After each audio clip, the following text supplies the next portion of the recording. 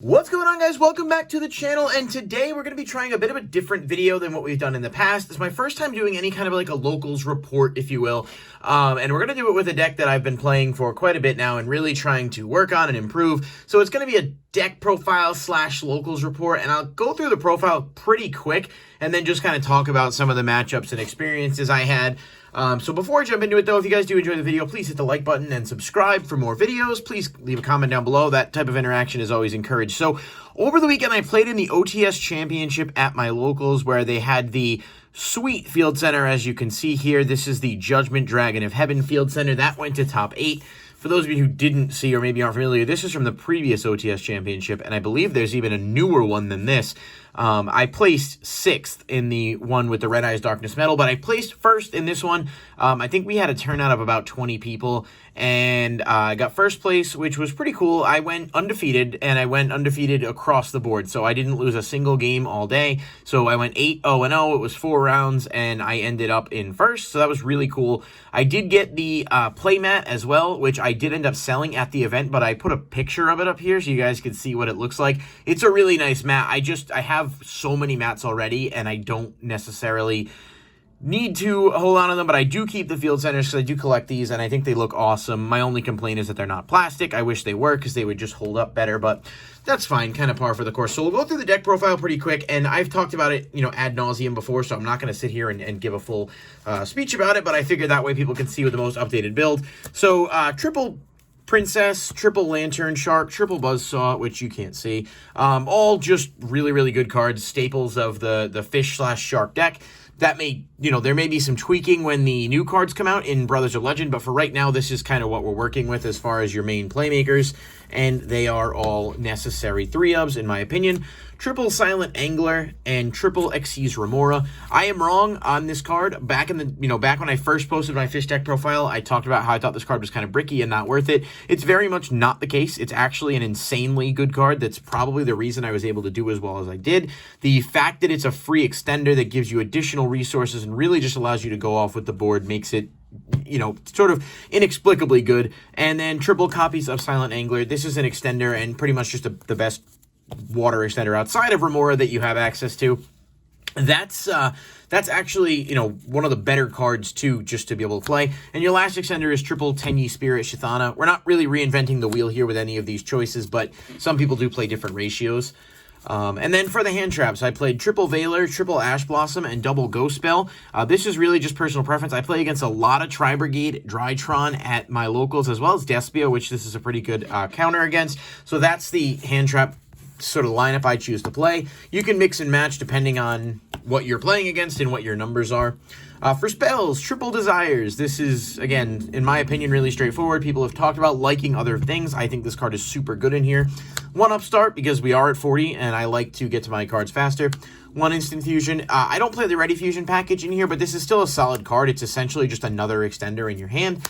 1 Called by the Grave, 1 Harpy's Feather Duster, and 1 Monster Reborn. A lot of times, you may banish these. You may see them if you, off Desires. If you see them, great. If you don't, it's nothing that's super detrimental to you. It's really just an added bonus to see them.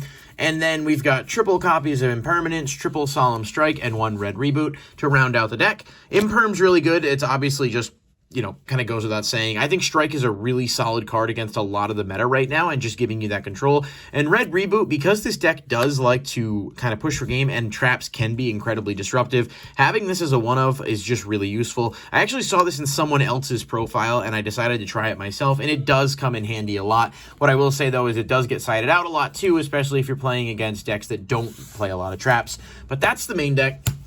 And I'm actually going to show the side deck this time, too, because I did use it. It did come in handy quite a bit. I don't have droplets. It's too pricey for me. I'm just going to wait. I don't really feel like wasting money on it. Triple Cosmic Cyclone. I do play against a decent amount of decks that, there's still some Sky Striker representation at my locals, and being able to out the Despia field spell is good. Dimensional Fissure as a 1-of. You do make a lot of Xyz, which means when you detach your materials, they don't get banished. So this actually works pretty well. It's one of those cards that is just good against anything heavily reliant on getting their cards to the graveyard. Things like Despia, things like Drytron, so on and so forth. Triple Dimension Shifter, this card is insane. It's probably the best. I used it in every game that I sided. Really good against Virtual World, which I see a decent amount of. And overall, if you can resolve this card, it can really swing the game in your favor before your opponent even really gets a chance to play. One Bell and one DD Crow. I do side the third Bell in sometimes against matchups where it's more prevalent. And then DD Crow, honestly, if I'm being straight up with you, I just had 14 cards in the side deck, and I didn't know what to put in for the last one, so I threw in a Crow. That's the real logic behind that. Triple Gamma Seal, it's still really good to be able to outstuff, and it's water, so it has some synergy with the deck. And Triple Artifact Lancia, I play against some Flunderies. This is definitely good against that. It's also pretty good against, your random matchups like Dino and stuff that want to banish, so I did use that, and I'll talk about that just a little bit more when we get to it in a moment.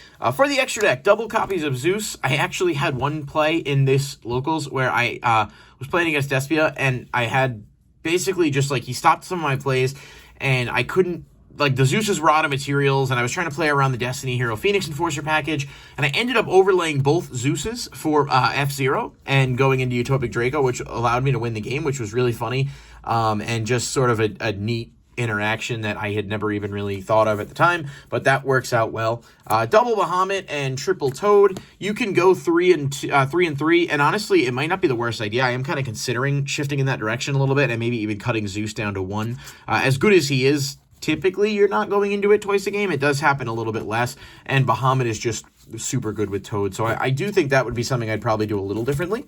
One Drill Driver, Vespinato. This can go on to Bahamut so that you can attack with him after he uses the effect. The Zodiac package was an absolute MVP. Check-a-9 Borbo going into Zeus. Can't say enough good things about it, especially because you do need something to detach to summon Remora. So there's Check-a-9, if you do Remora plays with that and then make Borbo and go into Zeus, you're basically still having a live Zeus out and not having to worry about not being able to resolve your Bahamut and set up extra board negates. For the other rank 4s, I play one Dweller and one Tornado Dragon. Again, this does kind of come down to preference, but I do think these are the two best options to play. And then we've got F-Zero and Utopic Draco, and then just Mud Dragon. If you were playing the Ready Fusion package, you'd obviously play Rare Fish. One of the cute interactions with Mud Dragon is if you summon this off Instant Fusion and then you have Buzzsaw out, you can make it so that Buzzsaw can't be targeted by Imperm and whatnot to be able to make sure you're more likely to resolve the effect. Cute interaction, doesn't come up a ton, but it definitely is something that happens. So, to go over to the actual kind of Locals report of it, which was really interesting. I played 4 rounds. My first round was against Despia. It was Despia playing the Destiny Hero Phoenix Enforcer package, and it's a pretty solid deck overall. I think for the most part, it's maybe there's some kinks to work out. I think Despia as a whole is a deck a lot of people do but it hasn't really kind of fleshed out quite yet in terms of the way that they want to play it. Game 1, I ended up with a board of 2 Toads, a live Draco, and a Drill Driver. So this was sort of what I had up against him, as well as a set Strike.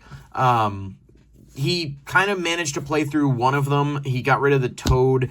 He Dark Ruler no more to get rid of the Toad. I was not able to stop it, but he didn't have enough pressure to really do anything, so he swung over a Toad, and then these guys were all still live once my turn came back around. I just had the ability to sort of, recoup the Toad, added back the Buzzsaw. I was able to go into another monster, able to make a Zeus, and I just put pressure on him and won pretty handily from there.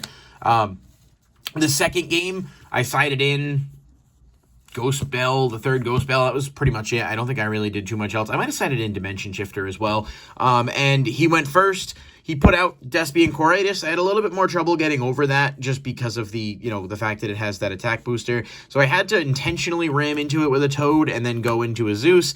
The whole thing was getting over the Coriatus without triggering its effect and all of that. And so I was able to stop it. I won that game pretty handily. That was 2-0, and it was a fun matchup, but I just didn't really have too much of a threat there. The next one was Fluanderies. I played against that going first. He bricked a little bit, and I also ended up with a very similar board as mentioned before. I had 2 Toads and the Utopic Draco, but I also had a set Impermanence and a Strike, as well as a Veiler in hand, so I had plenty of outs and stuff. He couldn't get over that board. Game 2, I didn't draw really anything. I had, I think, 1 Toad out, but my hand, I had a Strike, an Imperm, I had a Bell, I had an Ash, and I had a Lancia, so I resolved Lancia so he couldn't banish anything. He didn't even have a monster that he could normal summon beyond that, so he went into, I think he was playing Dogmatica, Fluanderies. He went into a Ecclesia. I Veilered it. He had Called by the Grave, so he was able to search the punishment, but I drew into Harpy's Feather Duster on my turn, popped it all off, and that was pretty much it. He scooped. It was just a rough go of it. I think the deck does have a bit of a tough matchup against Fluanderies, but in that particular instance, it was just an unfortunate situation for him that he wasn't really able to get through. Round 3, I played against Dino, and it was an interesting Dino variant playing like Small World, which I don't necessarily know is the most optimal, but game 1, I made a very similar board to this, except I actually had 2 Toads, Draco, and Dweller on the board, and I just sort of negated his I can't speak today. I negated his Miscellaneousaurus, and then he had already played Small World, so he was down a card. He banished his Oviraptor, wasn't really able to do much there. I'm not really sure what was going on with that specific situation, but I won that one pretty handily. Game 2, I sided in Lancias as well as, I think, Dimension Shifter? Not Dimension Shifter, sorry. I sided in Lancias as well as sided out some of the stuff that was a little bit more detrimental. He had Nibiru in hand, but Toad was my 4th summon, so he attempted to Nibiru. I negated, obviously, took it. And then I had Monster Reborn, so I brought back the Toad. I had the 2, so I was able to just sort of go off, and that was a pretty handy one. The last round was me and one other Undefeated going into finals. I played against Sky Striker, definitely a really solid deck right now, especially with the Phoenix Enforcer package. Game 1 was super back and forth. We actually almost ended up with no cards left in our extra deck when all was said and done. I was able to resolve a Zeus effect to destroy one of my monsters by battle. I attached a Toad from the extra deck to Zeus, and then detached the materials, getting the Toad Search to add Buzzsaw back to hand, and I was able to go off, and I actually won with Drill Driver Vespinato attacking over, I think he had a Shizuku, but it was just a rough game. We both it went on a while, but it was really competitive. Game 2, I opened Tenyi Spirit Shithana. I didn't get anything else for turns. I just set the Shithana, but he didn't really get much either, and I just kept gaining hand traps. So I had Dimension Shifter, which I resolved against him, which essentially banishes Engage, and he didn't really have a lot of follow-up plays, but I also had Ash and Veiler, and then I drew into Imperm on the next turn, so I couldn't get anywhere, but I kept getting the hand traps, so it was just a slow stall game for a while. Once we finally got some resources, it was very much like a back and forth kind of like, he banishes Widow Anchor off Desires. He didn't have the ability to make stuff live, but I couldn't get enough to, mount any kind of a significant comeback. I ended up top decking Called by the Grave, banished the Ray from Grave, kind of made a push, and was able to clear that to win. So it was a really good showing for the deck. I'm super happy with the overall performance. And like I said, the OTS Championship stuff was kind of cool. I'm hoping that, I'm able to find a way to make the deck even better with the Brothers of Legend stuff. I think it's kind of an underrated deck, and I don't know that it just has much representation. I think there's combos people are talking about with the left and right-hand Shark and all of that that might be neat to explore a bit more in depth. But I do think the deck as a whole is pretty strong, and I like it a lot as sort of an outside-the-meta option that can definitely compete with decks if you play it right and, you manage to utilize your sideboard effectively. So I had a lot of fun. I think the deck profile is really good, and it's definitely, put forth some strong performances for me. Hopefully you guys do enjoy this type of content. Let me know if you want to see more like that. It's sort of just trying a different variant on how I would normally do these deck profiles, but if you don't like it or it's not something you enjoyed, then by all means, we won't do it again for a while. So let me know, give me some feedback, and I obviously will always appreciate that. I am looking forward to those new cards coming out and trying to see what type of changes we can make to the deck overall with that, but we'll sort of cross that bridge as we come to it with Brothers of Legend. And so yeah, let me know what you guys thought, and I will see you all in the next video.